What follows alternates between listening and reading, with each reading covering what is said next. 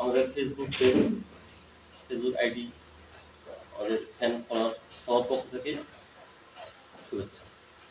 এবং এই মুহূর্তে যারা আমাদের এই সাক্ষাৎটি দেখছেন সবাইকে আমাদের শুভেচ্ছা অভিনন্দন, এবং সেই সাথে সকলের পক্ষ থেকে অভিনন্দন আমাদের আজকের অতিথি হাজারকুটি ইউপি সদস্য মজুমদার রহমান।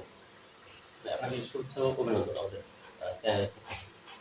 আমরা আজকে আপনার সঙ্গে যে বিষয়টি নিয়ে কথা বলতে এসেছি, বিষয়টি হচ্ছে যে আমরা যতদূর জানি যে আপনি বর্তমানে হাজারকুটি ইউনিয়ন পরিষদের একজন ওয়ার্ড সদস্য, এবং আপনি রাজনৈতিকভাবে আসলে বিএনপির রাজনীতির সঙ্গে সম্পৃক্ত ছিলেন।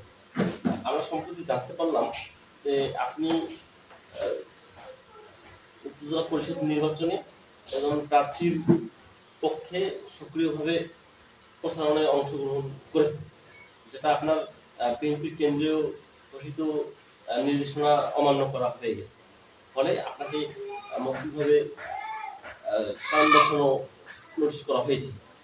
তো তারপর আমরা জানতে পারলাম যে আপনি দল থেকে স্বেচ্ছায় পদত্যাগের জন্য আবেদন করেছেন। এই বিষয়টি একটু বলবেন। ধন্যবাদ। আমাকে তো কারণ দর্শনের জন্য নোটিশ করা হয় নাই, কিন্তু আমি একটা হারিয়ারপুর ইউনিয়ন বাংলাদেশ জাতীয়তাবাদী দলের বিএনপির সভাপতি আজকে দীর্ঘ 16 বছর থেকে আমি আছি, রানিং আছি, এখনো আহ্বায়ক হিসেবে আছি। এখন আমার প্রশ্ন হচ্ছে, আমি ইউপি সদস্য, একজন হারিয়ারপুর ইউনিয়নের একজন 5 নম্বর ওয়ার্ডের ইউপি সদস্য। তো সেই ক্ষেত্রে আমার কাছে ভোটের জন্য বা আমার এলাকার এই ইউনিয়নের বা আমার ওয়ার্ডের যে জনগণ আমাকে ভোট দিচ্ছে তাদের ভালো মন্দ কাজের জন্য, কোনো গন্ডগোল, কোনো সমস্যা সমাধানের জন্য আমি এমপির কাছে পর্যন্ত যাইতে পারি, আমার উপজেলা চেয়ারম্যানের কাছে যাইতে পারি, আমার চেয়ারম্যান আছে তাকে নিয়ে আমি বসতে পারি অবশ্যই। তো সেই ক্ষেত্রে বিএনপি দেখা যাচ্ছে যে বিএনপির আমার যদি আমি এই ধরনের কাজগুলো করি তাহলে বিএনপির চোখে এই জিনিসটা খুব খারাপ। এখন আমার চেয়ারম্যানের ছবি আমি পোস্ট করতে পারবো না, আমার উপজেলা চেয়ারম্যানের ছবি আমি পোস্ট করতে পারবো না। আমি তো একজন, আমার প্রশ্ন যে আমি তো একজন ইউপি সদস্য, আমি তো আমার জনগণের জন্য যা কিছু করবো আমার জনগণের জন্য। আমার কোনো সমস্যা হলে আমি তাদের কাছে যাইতেই পারি, তার ছবি আমি পোস্ট করতেই পারি।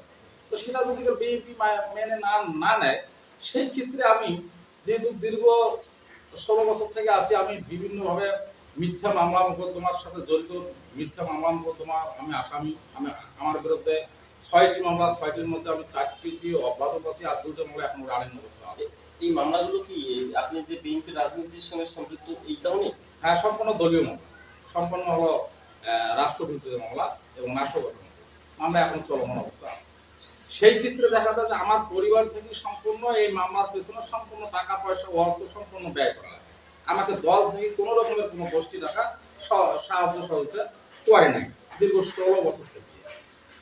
তো আমি এখন নিজেকেই প্রশ্ন করি যে এই দলের পেছনে যাতে আমি কি পাইলাম? শুধু মামলায় পাইলাম, শুধু আসামি হইলাম। আমার বাড়ির পরিবারের খোঁজ নেওয়ার মতো কোনো লোক নাই।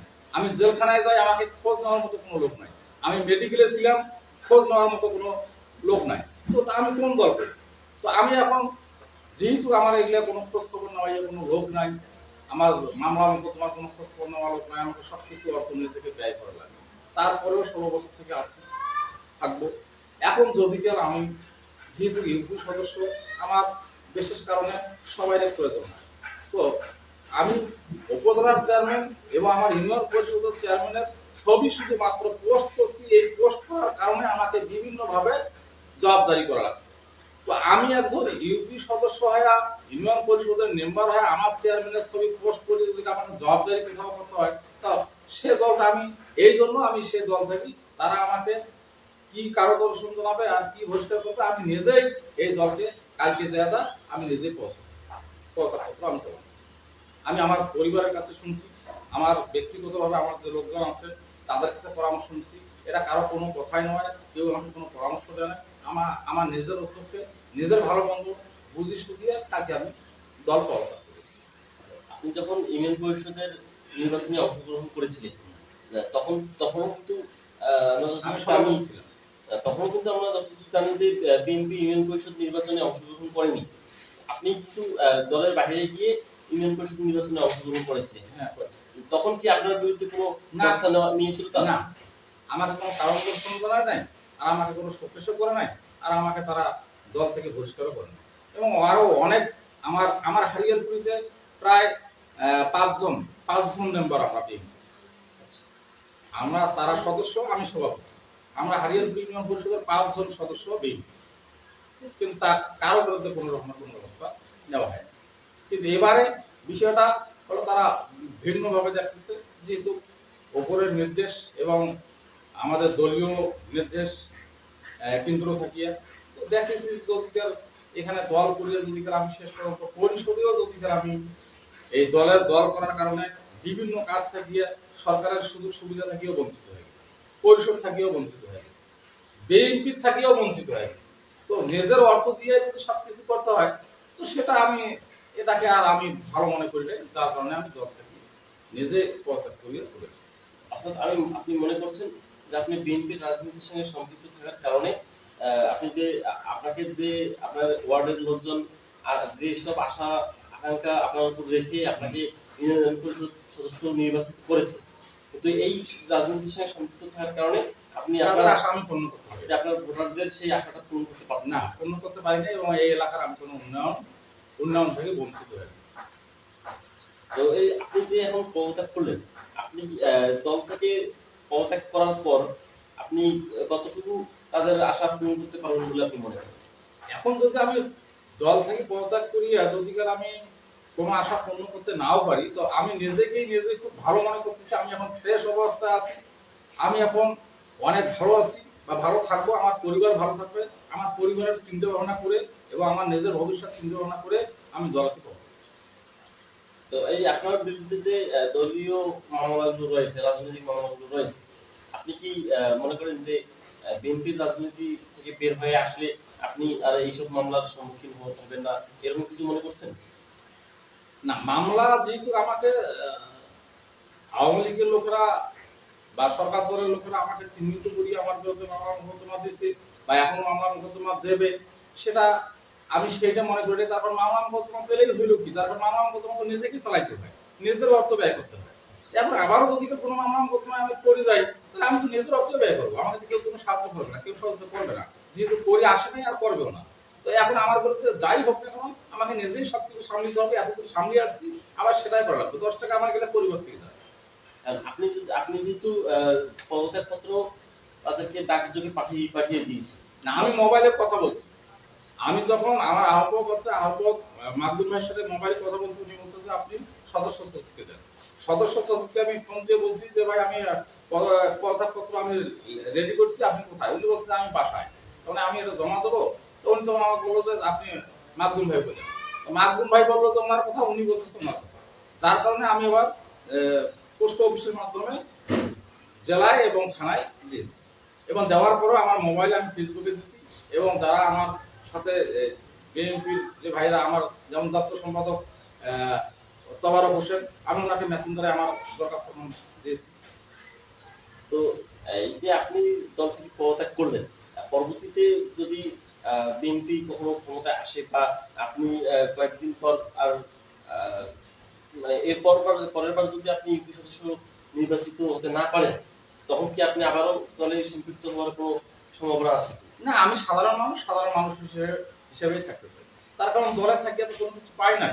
আজকে দীর্ঘ 16 বছর থেকে আমি আছি, এই 16 বছরে শুধু লাঞ্ছিত হচ্ছি। তো এখন দলের কি সুদিন আসবে আর কি দুর্দিন আসবে, এখন যারা আছে তারা সুদিন ভোগ করবে, আর আমার তো ভোগ করার দরকার নেই। আমার যা শেষ হবার তো সেটা তো চলেই গেছে, শেষ হয়ে গেছে। আমি তো মানে একদম ধ্বংস হয়ে গেছি, আর ওটা আমি আশা করি।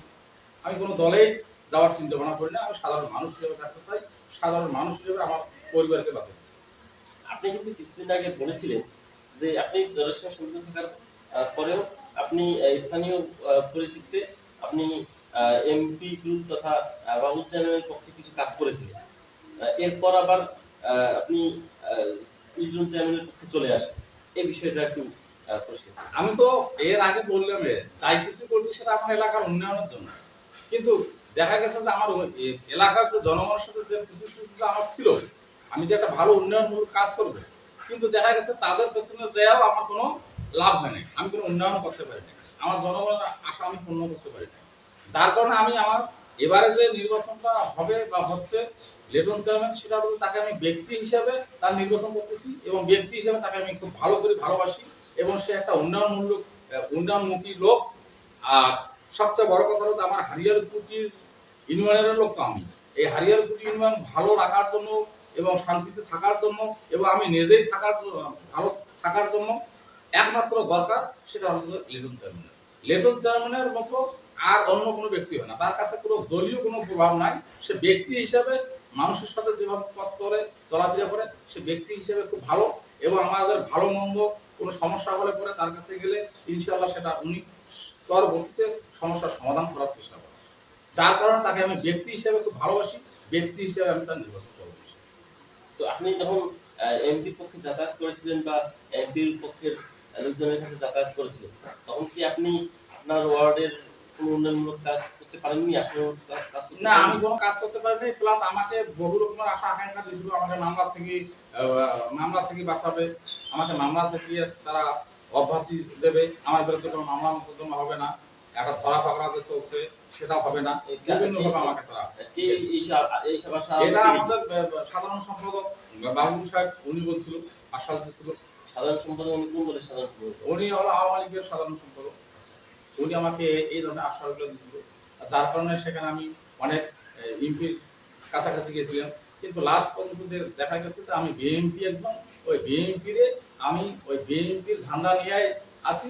এখন শেষ পর্যন্ত আমাকে তারা বিএনপি হিসেবে চিহ্নিত করিয়ে আমার পর বিভিন্নভাবে অন্যায় অত্যাচার অভিযোগ করছে। সেটা হলো যে আমি বিএনপি দল করা অবস্থায় আমি যতটুকু লাঞ্ছিত হয়েছি এটা আর হতে চাই না। আমি একজন সাধারণ মানুষ হিসেবে থাকতে চাই এবং বিভিন্নভাবে তারা যে নির্যাতন আমার উপর অন্যায় অত্যাচার সাধারণ সম্পাদক করছে তাদের হাত থেকে আমি বাঁচতে চাই এবং আওয়ামী লীগের হাত থেকেও বাঁচতে চাই। আমি সাধারণ মানুষ হিসেবে, সাধারণ জনগণ হিসেবে, জনগণের একজন জনপ্রতিনিধি, জনগণের সাথে থাকতে চাই, জনগণের সাথে আমি এই জীবনটা ভালোভাবে নিয়ে যেতে চাই।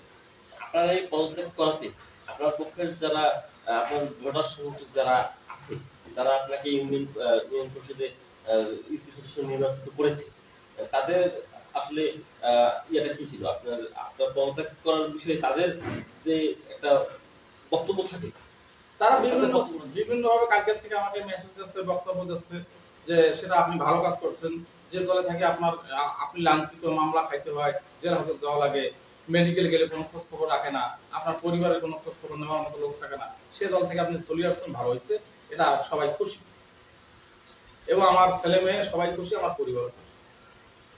তাহলে আপনি আগামীতে আর ওখানে ফিরে যাওয়ার কোনো সম্ভাবনা? না, আমি ওটা আশা করি না।